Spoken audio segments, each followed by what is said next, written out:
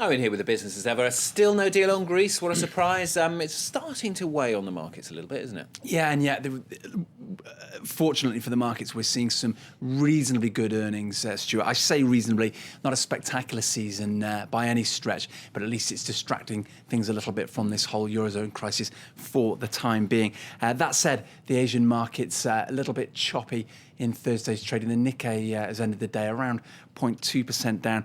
The habitual concerns about where China's economy is headed have also come to the surface once again. That was after some data from the Chinese government that shows that inflation is still above 4%, a little bit too high for many investors worrying about that boom in China and a bit of an inflation bubble developing. We'll keep an eye on that for you as the morning wears on. Plenty more company results out as well. Groupon's have caught Owen's eye. Yeah, very much so. This is the company, of course, everybody compares to Facebook right now. The hot property of 2010 when it floated in the autumn. It's released its first results since it floated on the US stock exchanges, and they're not great. Actually turning a loss for the fourth quarter of some $42 million. That's on top of another loss in 2010 when Groupon was still a private company. Now, revenues are up. It's looking very healthy. In fact, revenues more than doubled to around $500 million, up from around $172 million, but still a loss. Groupon's saying that it's having to shell out around $34 million in taxes. That was as part of a move to open up a new European hub in Switzerland. And investors as well looking at those results, they're going to be thinking, what about Facebook, aren't they? Yeah, because this was the company that was very much compared to Facebook, a hot internet stock, given huge valuation, and yet since it's floated, it's not really set fire to the markets. It's currently trading at around $25 per share, but that's only really where it started trading back in the autumn. It hasn't seen any really spectacular gains, and of course, lots of companies, lots of investors will be wondering how this company is going to make any significant growth. That said, it's a different sort of beast to Facebook, don't forget. It actually sells things, coupons, discount coupons. That's its USP, if you like. If you compare it to Facebook, Facebook doesn't really sell anything right now, heavily reliant, of course, on advertising as it gears up for that flotation. Well, we're actually going to stay with the Facebook story because it's facing a new challenger over privacy. An Austrian student leading a campaign aimed at forcing the social network to come clean on its data collection practices. It's caught the attention of European lawmakers at a crucial moment in Facebook's stunning evolution. As it prepares to float, it's discovering that privacy and advertising demands don't sit easily together. Winnie Andrews has more. He's become the European champion of data protection regulations, and he's taking on Facebook. Max Schrems accuses the company of holding users' personal information even after they've deleted it. The founder of the website Europe versus Facebook has filed 22 complaints against the company. His website has persuaded over 40,000 Facebook users to contact the company's European headquarters, demanding a summary of their personal data. In a sign of Schrems' growing influence, two top executives from the company's California headquarters traveled to Vienna earlier this week to meet with the law student. We'll get a report about the data Facebook is saving. The current problem is that nobody knows what files they are keeping. Yesterday, they promised we will have the right to see a list of data entries Facebook keeps even when you erase your information. Facebook says its data practices follow European law and that users can easily obtain a copy of their information through their personal settings. Meanwhile, European lawmakers have used Schrems' complaints as an example of why the EU needs new protection laws. The European Justice Commissioner has put forward a plan to give EU residents the right to opt out more easily from data collection practices used by companies like Facebook. For now, the 24-year-old European activist is up against a mighty opponent as the social media giant prepares a $5 billion initial public offering. And of course, that Facebook flotation gearing up for some time in the spring. Let's leave Facebook for the moment and give you a little bit more of the day's company news now. News Corp has admitted the total cost of the UK phone hacking scandal is unpredictable and will impact on future profits. The US media group beat forecasts to report a 65% increase in fourth quarter profits of more than $1 billion. But it announced it incurred $104 million in charges relating to the scandal that led to the closure of the News of the World. That's on top of around $100 million already paid out relating to that case. Europe's safety regulator has ordered all Airbus A380s to be inspected over cracks in their wings. Officials extended the checks across all 7 airlines operating the Super Jumbo. Australian carrier Qantas has first identified a series of tiny cracks while repairing the plane at the centre of a mid-air engine blowout, of course, you'll remember last year. And more than a dozen traders and brokers have been sacked or suspended in a widening inquiry into the illegal manipulation of interbank lending rates. That's according to the Financial Times. Staff from banks including Deutsche, JP Morgan and Citigroup have been caught up in the investigation in London and across Asia. It's alleged they colluded to set the interest rates on trillions of dollars of international securities.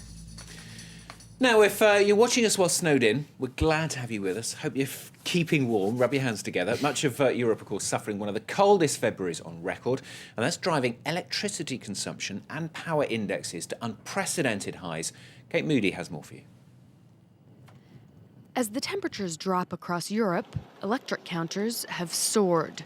In France, demand for electricity climbed to a new high on Wednesday, and prices on the main European index soared more than 300%.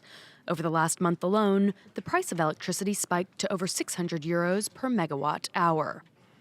France was forced to import electricity from the UK and Germany to deal with the record-breaking demand. La particularité de la France, c'est que le chauffage est principalement électrique, et donc la sensibilité de la consommation électrique est très forte à la température. At least demand in France has been met. Other countries haven't been so fortunate. Power grids have been pushed to their limits in southeastern Europe. In Bosnia, some 15,000 customers were left in the cold and the dark, while in neighboring Serbia, officials called on the public to dial back its consumption in order to prevent a collapse. But the price of staying warm took on new meaning in Hungary, where the government handed out bricks made of damaged and shredded currency to be used as fuel. Well, one thing that might keep you warm next week, it's Valentine's Day next Monday. I'm sure you've got it marked down in your diary. Got a bit of an antidote to Valentine's Day, though, haven't you? I'm really not sure what to make of this one, Stuart. This is the Divorce Hotel in the Netherlands. Okay. Well, at least it's enterprising, you can say that much. This is a hotel that's been set up in The Hague where couples who are splitting up can go for a weekend. They can meet a mediator, go through all the paperwork. It can all be apparently wrapped up, signed, sealed and delivered over the course of a weekend stay. As I say, you get all the legal fees paid. You get the mediator who can work through. It's a bit cheesy, isn't it? Very these pictures. It's not cheap, though. It'll set you back at least €2,500. That's the starting price for the full package. So not a cheap way to end things. But then divorce is never cheap, is it? You got the phone number? I haven't, no. Sorry, darling.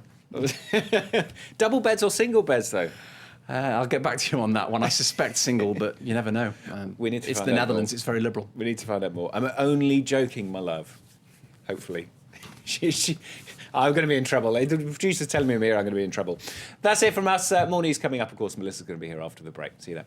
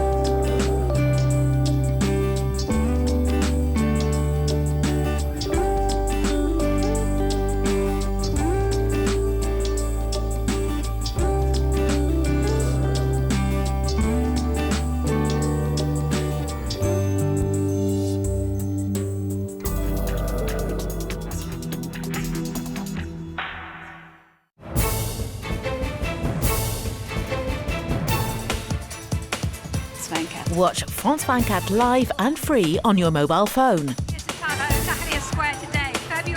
Anywhere in the world, on almost any cell phone, whatever your provider. Watch France 24 live and in 3 languages. France 24 on your mobile phone. Just visit our website, france24.com, and click on mobile. Select your phone brand, enter your phone number, and you'll receive a free SMS telling you how to install our player.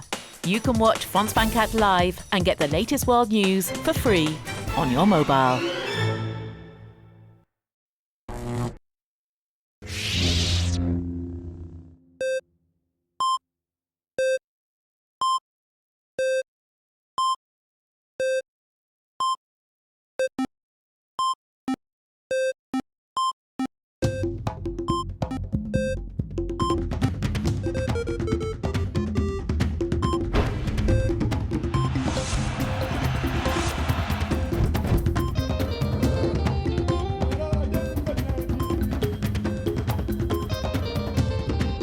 Get into the rhythm of African soccer. Africa Cup Fever until February 12th on France 24.